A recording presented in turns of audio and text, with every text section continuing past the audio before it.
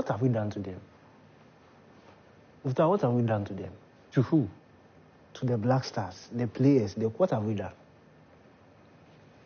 June, the last international break. Yes. They went to Mali, went to win. That was our first win in 2024. Yes. Followed it up with a 4-3 win over Central African Republic. Sure. That was the first time Ghana had won back-to-back competitive games in over a year. Yes. In fact, we actually had to go back to Kwesi Appiah in 2019 when he beat South Africa in the Sao Tome. Yes. So we thought we were progressing. On ascendancy. Then at the end of the June international window, when the whole AFCON draw was done, we looked at the group we're in. First two fixtures, at home against Angola and away, because Niger were going to play away from home, neutral ground, Morocco, sweet stadium, nice pitch. On paper, this looked like the perfect possible fixtures to build on from what you did in June. And then they go and do this. Look, Mufti, I don't get it. Like, what have we done to them? Last week, the game against Angola, I believe that genuinely the pitch was an issue. Was it a contributing factor? It was a major factor. Major factor. That's what I believe. Otuado came out, criticized the pitch. Even the Angolan coach himself came out and criticized the pitch. When people are telling you, the team, that you are using this thing as an excuse, and you are going to an even better stadium, with better facilities, a better pitch, isn't this an opportunity for you to prove doubters wrong? It's literally the perfect opportunity that you said that you were not able to win against Angola because the pitch was a major issue. You go to Morocco a few days later against the least fancy team in the group. The least fancy team in the group, Niger. It is literally the perfect opportunity for you to shut up your doubters by the performance and hopefully the corresponding result. And even justify the position of many people that the pitch was the reason why you lost against Angola. And then you go and play like this. You see, me, it's not really the result that bothers me. It's the performance. It's like we are begging, Boga, if you don't play, go ahead. No, see, look, there are so many talented players, plenty. If Karim comes, you can ask him. We can name another 14, 15 players who are out there, who are waiting and hoping to get called up. So if you are playing against Niger, a slow, poor, lethargic first half, and God dashes you a goal because that goal, they didn't work for it. That goal from Ali Bizebu, that's not a goal you work from training. It just happened. Ali Bizebu, when was the last time you saw him shoot a ball? But he shot. Because there were no options. So pool and the thing has entered the pool. It went like that. No, solid goal. But it's not a goal where, you see, when you analyze the first half, we didn't deserve to go in the lead. But luckily, you go into the break having the lead.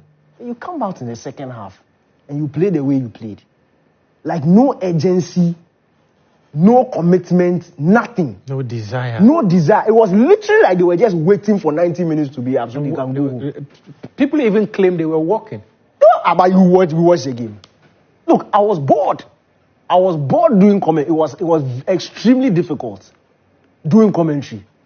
Viewers, I'm sure you got tired by 74th minute. You can tune off. I couldn't tune off because I was doing a job.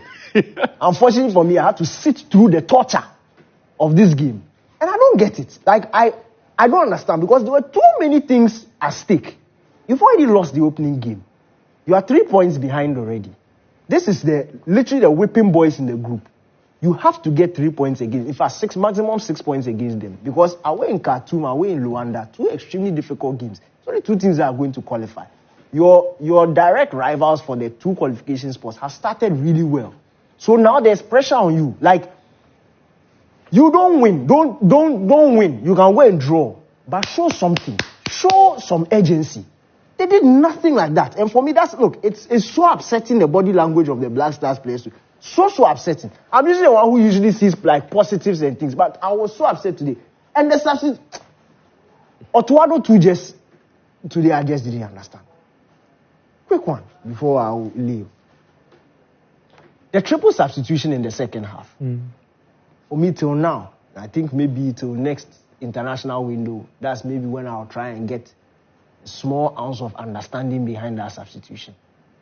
But if you take off a natural winger in Fatah Isahaku and replace him with Brandon Asante. Yeah, Brandon. Then you bring, you take off Iñaki, bring on Jordan. Then you take off Ashimeru, and bring on Elisha. Now, the thinking behind, and that's what I'm thinking, the thinking behind Elisha was, okay, we are trying to close shop. But if you are trying to close, you see, it is not advisable to close, because this Black Stars team they can't defend set pieces. We know. The height advantage belongs to the Nigerians. So if you are going to stop playing and you are going to invite pressure, the more long balls, the more set pieces, the more you are at risk of conceding. What can you do instead if Ashimeru wasn't doing the job? There were two like-for-like replacements on the bench, in Abu Francis and Amankwa. Why don't you bring one of them on and then take the steam out of the game by controlling the possession? Pass it around. If you don't want to score, don't let the Nigerians have possession. Pass it around. That's what experienced teams do.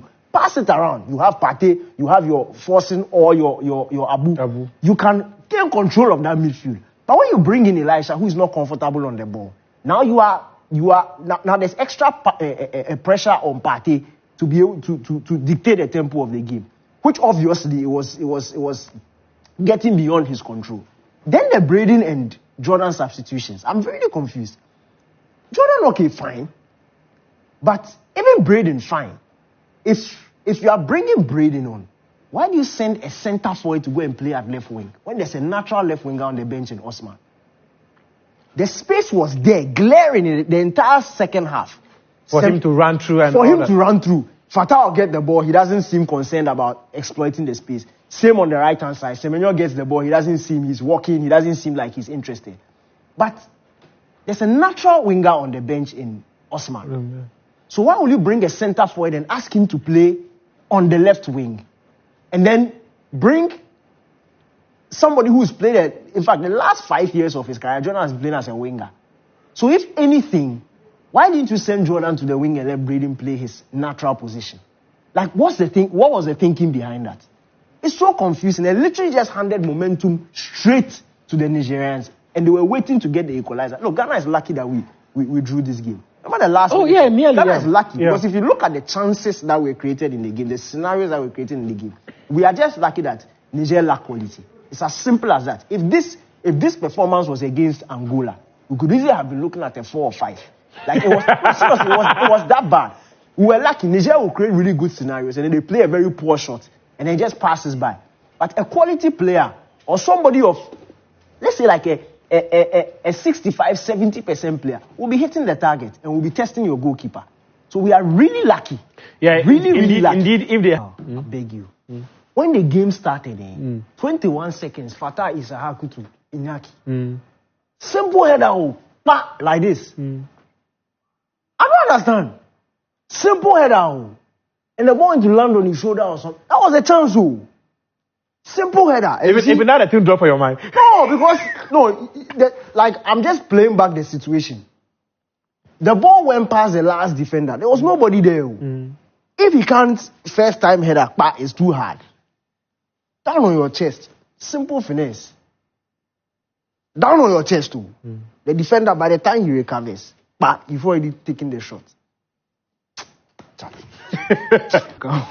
do we get back on track? It's not beat Sudan home and away. But in doing that, you have to go and back